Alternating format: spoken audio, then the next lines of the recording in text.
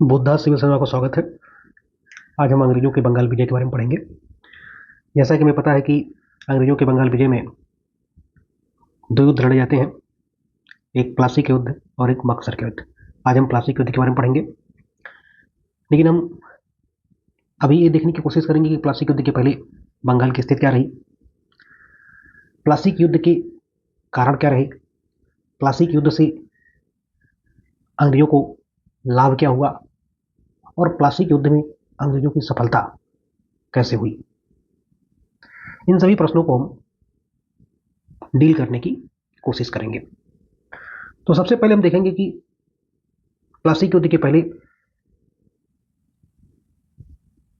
बंगाल एक समृद्ध प्रांत था। बंगाल रेशम, कपास, नील, काली मिर्च, सोरा, चीनी जैसे उत्पादों का निर्यातक था। 18वीं सदी में बंगाल यूरोपीय व्यापार का प्रमुख केंद्र था और एक आंकड़े के अनुसार संपूर्ण एशिया का लगभग 60% ब्रिटेन का अकेले निर्यातक बंगाल था। इन आंकड़ों के आधार पर हम बंगाल की समृद्धि का अनुमान लगा सकते हैं, लेकिन इसकी समृद्धि का कुछ कारण भी रहे होंगे। तो इसकी समृद्धि का एक कारण, इसको शुरुआती 3 नवाब मुर्शिद कुली खां, शुजाउद्दौला, अली वर्दी खां जैसे नवाबों का योग्य नेतृत्व प्रदान हुआ।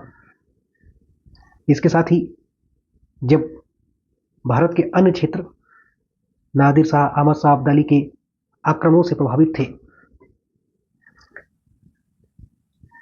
मराठा आक्रमणों से प्रभावित थे, जाट विद्रोह से प्रभावित थे, उस समय बंगाल अन्य क्षेत्रों की अपेक्षा लगभग शांतिपूर्ण स्थिति में था। ऐसे में बंगाल की समृद्धि कैसे ना होती। 1756 में युवक नवाब सिराजुद्दौला नवाब बनता है और सिराजुद्दौला अली वर्दी खां का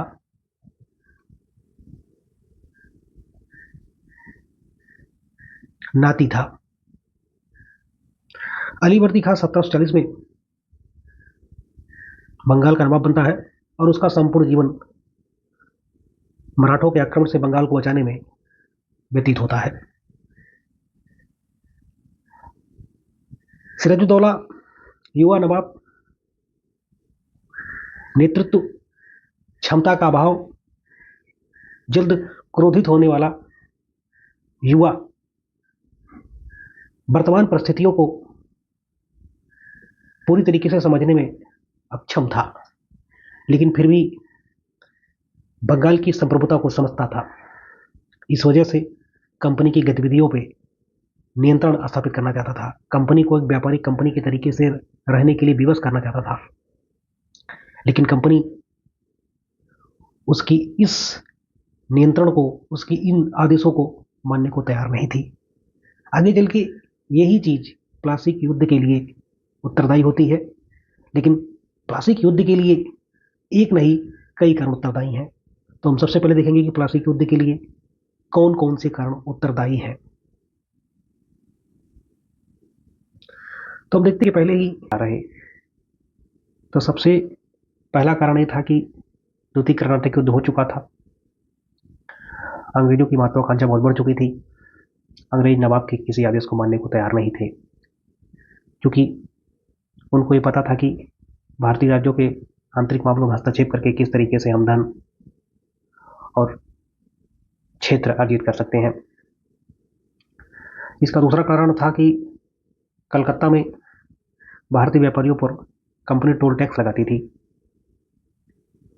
तीसरा कारण था कंपनी के कर्मचारियों द्वारा दस्तक का दुरुपयोग किया जाता था, क्योंकि मुक्त व्यापार की अनुमति कंपनी को थी, लेकिन कंपनी के कर्मचारी अपने निजी व्यापार के लिए भी दस्तक का प्रयोग करते थे। इसके साथ ही साथ कंपनी के कर्मचारी अपने भारतीय दोस्तों को भी दस्तक बेच देते थे, जिससे नवाब को राजकोषीय घाटा होता था। चौथा कारण है नवाब के शत्रुओं को अंग्रेज कलकत्ता में शरण देते थे। राजवल्लभ के पुत्र कृष्णदास को कलकत्ता में लोगों ने शरण दिया था, सरकारी धन को लेके भागा था। अगला कारण था कंपनी द्वारा कलकत्ता की किलेबंदी। नवाब के मना करने के बावजूद कंपनी कलकत्ता की किलेबंदी कर रही थी। इन सभी उल्लंघनों के कारण नवाब ने अंत में कलकत्ता पर नियंत्रण स्थापित कर लिया और अंग्रेजों को खदेड़ भगाया। कलकत्ता के पोर्ट विलियम में कुछ लोगों को नवाब ने बंदी बनाकर एक कमरे में रख दिया, जिसे नवाब पे आरोप लगाया जाता है कि एक कमरे में इतने अधिक लोग बंद कर दिए जाने से कई लोगों का दम घुटने से मृत्यु हो जाती है। इसे कालकोठरी की घटना के नाम से जाना जाता है। इन सभी कारणों ने प्लासी युद्ध का पृष्ठभूमि तैयार किया।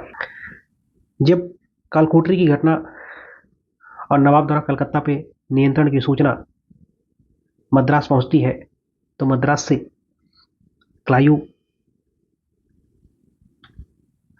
और वाटसन बंगाल की तरफ बढ़ते हैं और जैसे ही क्लाइव बंगाल में प्रवेश करता है, जनवरी 1757 में कलकत्ता पर अधिकार कर लेता है। कलकत्ता पर अधिकार कैसे?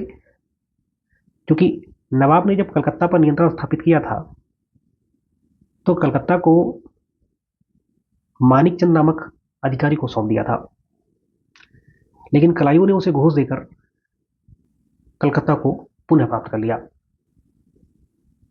आगे चल के कलकत्ता पर नियंत्रण के पश्चात नवाब और क्लाइव में अलीनगर की संधि होती है फरवरी 1757 में। इस संधि के तहत दोनों पक्षों से शांति बनाए रखने की अपील की जाती है। इसके साथ ही शाही फरमान के अनुसार कंपनी को व्यापार में छूट पुनः प्राप्त होती है। कलकत्ता में सिक्के ढालने की अनुमति प्राप्त होती है। कलकत्ता पर अधिकार करने में जो भी क्षति हुई नवाब को उसका हर्जाना देना था। अलीनगर की संधि के तुरंत पश्चात मार्च 1757 में क्लाइव ने फ्रांसीसी बस्ती चंद्रनगर पर नियंत्रण स्थापित कर लिया। आगे चलकर फिर नवाब को अपदस्थ करने के लिए नवाब के अधिकारियों से मिलकर षड्यंत्र रच रहा था। इन अधिकारियों में मीर जाफर, राय दुर्लभ, अमीचंद थे। अब इन सब चीजों के परिणाम स्वरूप प्लासी युद्ध की पूरी पृष्ठभूमि बनकर तैयार हो गई थी। अब 23 जून 1757 को प्लासी के मैदान पे भागीरथी नदी के किनारे लड़ाई होती है और यह लड़ाई ना होकर एक षड्यंत्र थी। षड्यंत्र इसलिए कि मीर जाफर और राय दुर्लभ जो नवाब की सेना के मुख्य सैन्य अधिकारी थे, लड़ाई में उतरे ही नहीं। जब नवाब को यह सूचना मिलती है तो नवाब अपनी पत्नी के साथ पटना की तरफ भागता है, जहां कुछ टाइम बाद उसकी हत्या कर दी जाती है।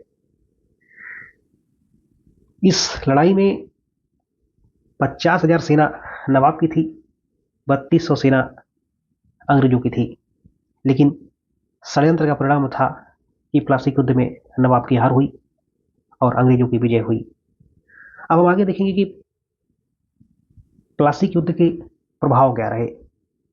प्लासी युद्ध के बाद मीर जाफर को बंगाल का नवाब बनाया जाता है, क्योंकि क्लाइव और मीर जाफर में डील हुई थी कि सिराजुद्दौला को अपदस्थ करके मीर जाफर को बंगाल का नवाब बनाया जाएगा और इसके एवज में मीर जाफर कंपनी को भारी धनराशि देगा, व्यापारिक सुविधाएं देगा, 24 परगना की जमींदारी दिया। कुल मिलाकर कंपनी को 17.5 लाख रुपए की फायदे हुए इस युद्ध से। अंग्रेजों को बंगाल, बिहार, उड़ीसा में निर्विवाद रूप से मुक्त व्यापार की अनुमति दे दी गई। लेकिन अंग्रेजों की मांगों को देखते हुए मीर जाफर अंग्रेजों से परेशान हो गया। इसके साथ ही साथ मीर जाफर को पूर्णिया और मिदनापुर के जमींदार नवाब मानने से इनकार कर दिए। राय दुर्लभ जो कि उसका अधिकारी था, उससे उसके ऊपर भी उसे संदेह था, क्योंकि वो कलायू के संरक्षण में था, इसलिए मीर जाफर चाहकर भी उसका कुछ नहीं कर सकता था। लगातार कंपनी के कर्मचारियों की बढ़ती मांगों को देखते हुए मीर जाफर परेशान हुआ और कंपनी भी, खासकर कंपनी को भी ये लगने लगा कि मीर जाफर डचों के साथ मिलकर कंपनी के व्यापारिक अधिकारों में कटौती करना चाहता है। इस तरीके से आगे चल के वाशिंगटन जो गवर्नर बन के आता है, मीर कासिम जो कि मीर जाफर का दामाद है, उसे नवाब बनाता है। मीर कासिम ने मिदनापुर, चटगांव, वर्धमान की जमींदारी कंपनी को सौंप देता है। लेकिन मीर जाफर एक योग्य और कुशल प्रशासक था। वो जल्द ही कंपनी की मंशा को समझ जाता है और वो कंपनी के प्रभाव से दूर होना चाहता है। इसकी वजह से वह अपनी राजधानी मुर्शिदाबाद से मुंगेर ले जाता है। इसके साथ ही वो आधुनिक तरीके से अपने सैनिकों को संगठित करना चाहता है। साथ ही साथ वो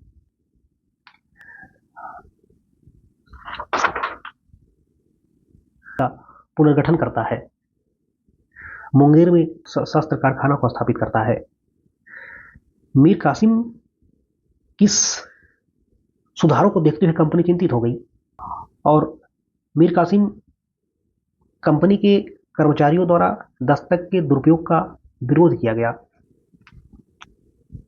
इसके एवज में मीर कासिम ने क्या किया कि भारतीय व्यापारियों को भी करमुक्त व्यापार करने की छूट दे दी, जो कि कंपनी के कर्मचारियों को भारतीय व्यापारियों के साथ समानता बर्दाश्त ना हुई और इस वजह से कंपनी और मीर कासिम में 3 छोटे युद्ध होते हैं और मीर कासिम पराजित होता है, भागकर अवध के नवाब के यहाँ शरण लेता है, अवध में शरण लेता है। यहाँ अवध के नवाब और मुगल बादशाह के साथ मिलकर बंगाल से कंपनी को भगाने की रणनीति बनाता है। इस तरीके से हम देखते हैं कि किस तरीके से अंग्रेजों ने बंगाल पर धीरे धीरे नियंत्रण स्थापित किया और किस तरीके से मीर कासिम अपने कुशल नेतृत्व और सूझबूझ के साथ अंग्रेजों की मंशा को समझता है और अंग्रेजों के प्रभाव से खुद को दूर करने की कोशिश करता है, बंगाल के बचाने की कोशिश करता है, बंगाल के आदर्शों, बंगाल के गौरव को पुनः प्राप्त करने की कोशिश करता है। लेकिन वह अपने इस मंसूबे को पूरा नहीं कर पाता और 1763 में पराजित होता है और वह अवध की तरफ भागता है। अब इस युद्ध के परिणाम क्या हुए? इस युद्ध के परिणाम में क्या हुआ कि भारत में अंग्रेजी शासन की नींव रख दी गई। एक तरीके से देखा जाए तो नवाबों की शक्ति समाप्त हुई, अब कंपनी का प्रभाव बढ़ा। धीरे धीरे कंपनी अब बंगाल पर अस्थायी अधिकार स्थापित करने की तरफ बढ़ रही है। लेकिन इन सब के अलावा इस युद्ध से कंपनी को लाभ क्या हुआ? कंपनी को एक आर्थिक लाभ हुआ और एक राजनीतिक लाभ हुआ। आर्थिक लाभ, कंपनी और कंपनी के कर्मचारियों को धन प्राप्त हुआ। अब इस धन का प्रयोग वो भारतीय वस्तुओं को खरीदने में करेंगे। इसके साथ ही साथ अन्य शक्तियों के साथ युद्ध में भी इस धन का प्रयोग करेंगे। जैसा कि वांडीवास की लड़ाई में फ्रांसीसियों को हराने में बंगाल के धन का यानी प्लासी के युद्ध से विजित जो धन था उसका प्रयोग वांडीवास की लड़ाई में किया गया और उसकी सफलता में इस प्राप्त धन का महत्वपूर्ण योगदान था। राजनीतिक लाभ।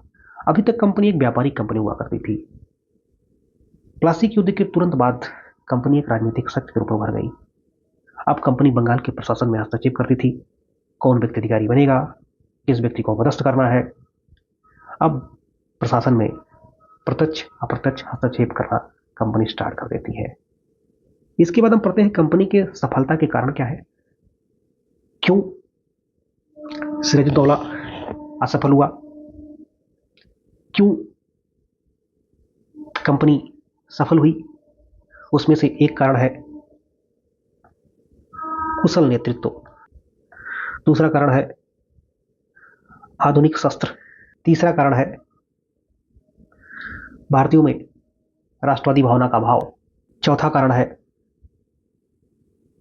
भारतीय नवाबों का अदूरदर्शी सोच। ऐसे तमाम अन्य कारण रहे जो प्लासी के युद्ध में कंपनी को सफल बनाते हैं।